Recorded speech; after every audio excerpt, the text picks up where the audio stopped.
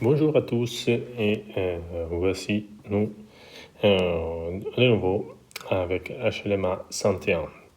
Aujourd'hui, on va parler d'éléments de logique et de théorie des ensembles. Alors, on avait déjà introduit les applications entre des ensembles et notamment on avait défini l'image directe. Donc, on va regarder quelques propriétés de l'image directe.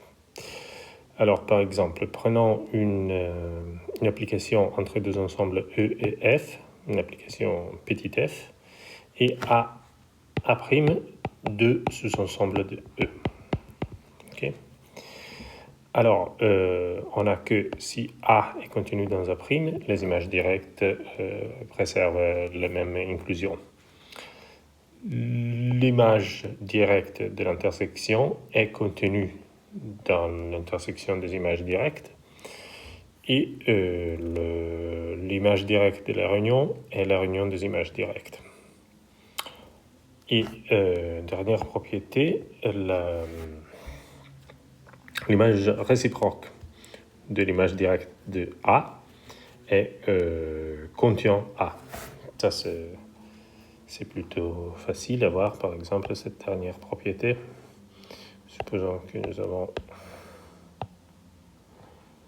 un objet comme ça.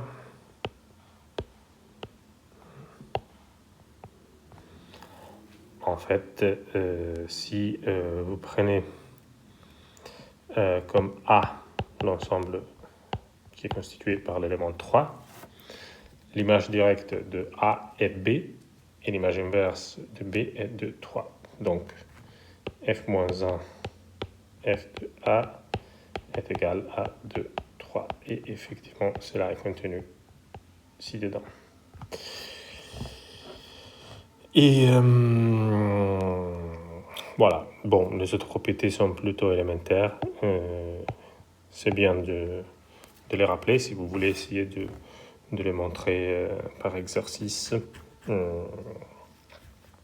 C'est quand même un exercice intéressant.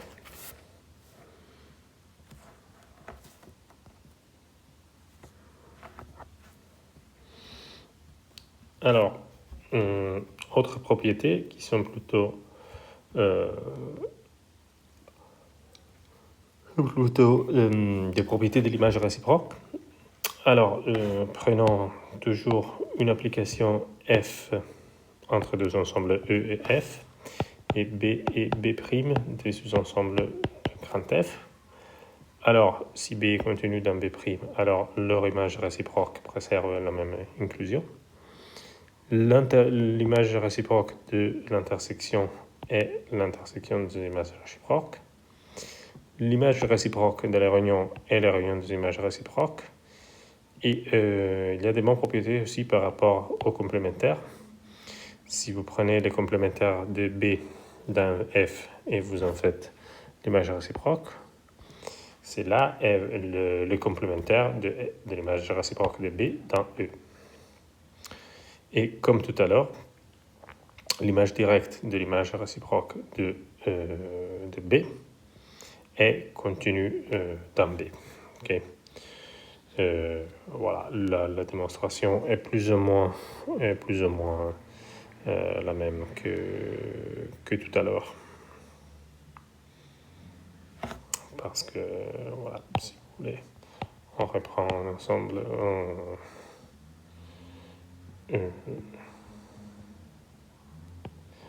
B, C, D. Ok. Et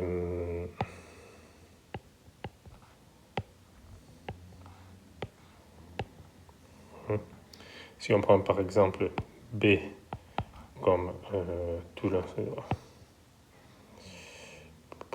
disons E et F, les deux ensembles, si on prend B comme tout l'ensemble F, effectivement, l'image réciproque de F-1 de B est E et F de F-1 dB est donc l'ensemble B, C, D. Donc, il y a aussi des cas où vous voyez cette inclusion est vraiment stricte et ce n'est pas une égalité. OK? Voilà, on peut continuer.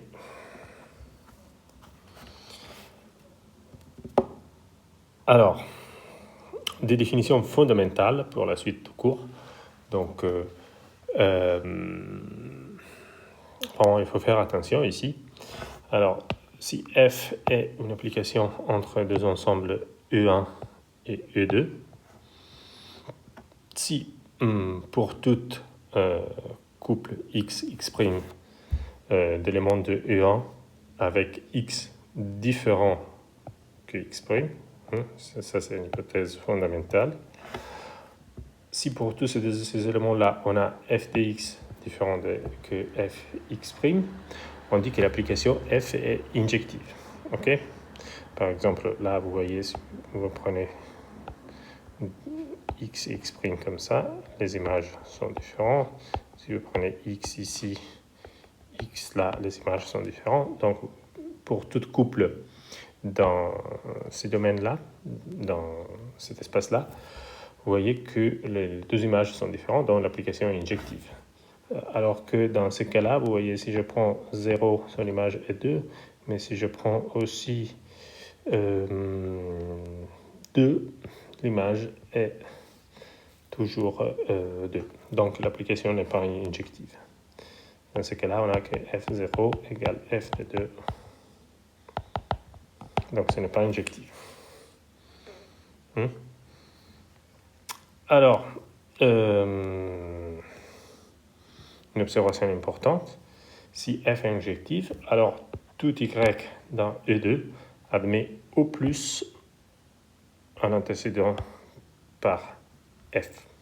OK? Pardon. Au plus un antécédent par f.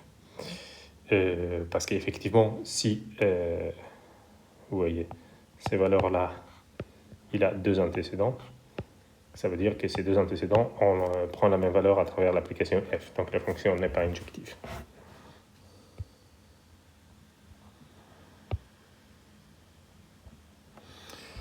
Alors, une définition également importante et spéculaire de quelque manière est la suivante. Si vous avez toujours votre application entre deux ensembles E1 et E2, et si pour tout y dans E2, dans l'ensemble image, il existe un x là-dedans, dans l'ensemble de départ, tel que f de x égale y, on dit que l'application f est surjective. OK? Ça veut dire que pour tout y, voilà, dans l'ensemble image, il existe un x dans l'ensemble de départ tel